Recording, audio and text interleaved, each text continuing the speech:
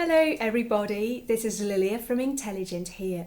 What's the first thing that you hear teachers say when you enter a class where you know you're about to learn about articles? Don't they say, okay folks, so if you know which object, idea or thing or person you're talking about, then you should say the. But if this is the first time you're introducing something into a conversation and this is the first time you're going to talk about something, then you say a. And that's a wonderful rule. But what very few people tell you about is that in order for you to use articles correctly, you need to get into the listener's shoes and become aware of how they perceive the communication, in addition to how you yourself perceive that communication. I very often hear learners say things like this. For instance, a learner might say, "Yesterday I went to the bar." And that's the first time we're having a conversation about a bar. If I were a native speaker and I were hearing that, I presume a little question might just spring into my mind, something like, oh, well, has she already told me about the bar? Has she told me about the bar yet? Which bar did she go to? Did I miss anything? So articles become very important when you're reaching levels intermediate and above, because then you're getting more refined in your communication and you want to put things across more clearly than you used to, and that you could just get away with when you were at lower levels.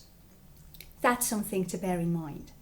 Articles are intuitive, and if you don't have them in your first language, they may be a struggle to master, but let's just get down to a couple of tips. So the first thing you want to do to master your articles, as I said, is to imagine what your communication sounds like if you were in the perspective of your listener. Let's get back to the bar example. If I were talking to someone, it would be reasonable of me to ask myself, do they actually know which bar I went to? That communication in my mind would just take a split second, but still it's worth going through. And then if the answer were no, then I would say, I went to a bar last night.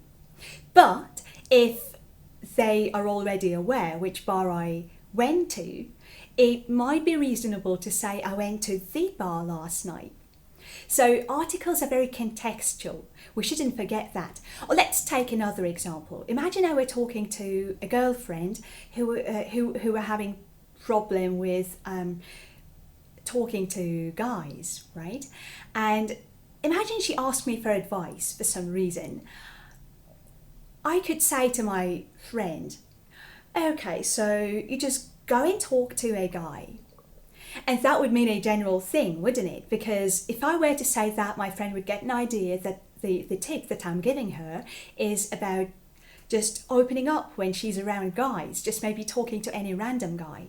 But if I were to say, go and talk to the guy, maybe she had had a crush on a guy before we had that conversation. So it would be understood by her that maybe what I'm suggesting is that she go and talk to that particular guy. And that would be my advice, and maybe that advice will come and kick my ass if that conversation goes on well. So that's something to bear in mind.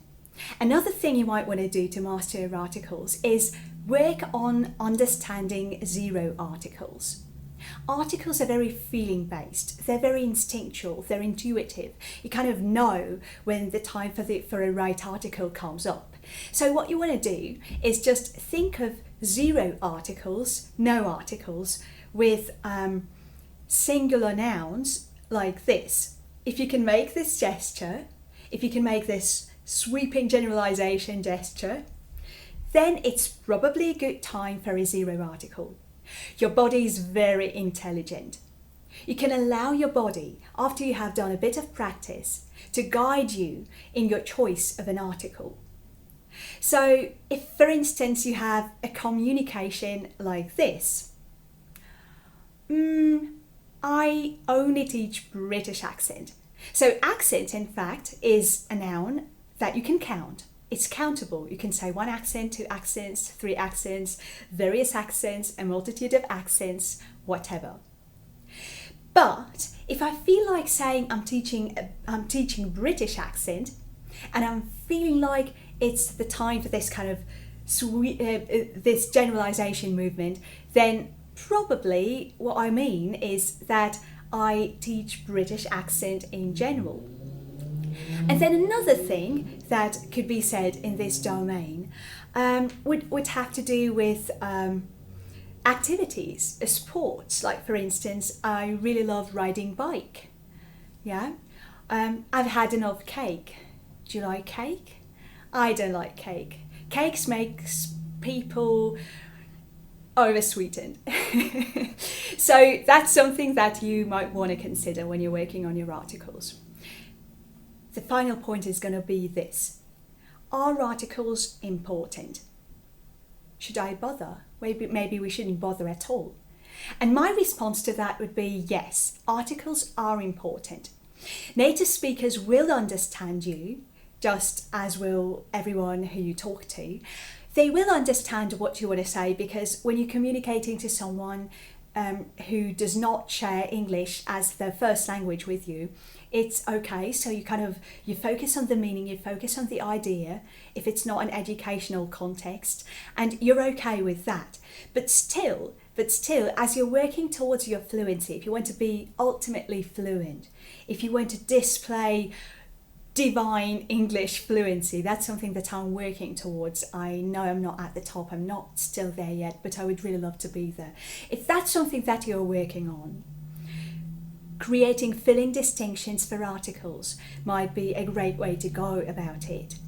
If you're wondering what a feeling distinction for a linguistic item such as a word or expression is, go and check on my YouTube video titled Language is a Feeling.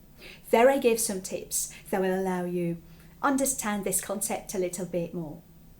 If you have enjoyed this video, please make sure you click on the like button, share this video with a friend, and come back to Intelligent to discover more ways of intellectually based and feeling based learning.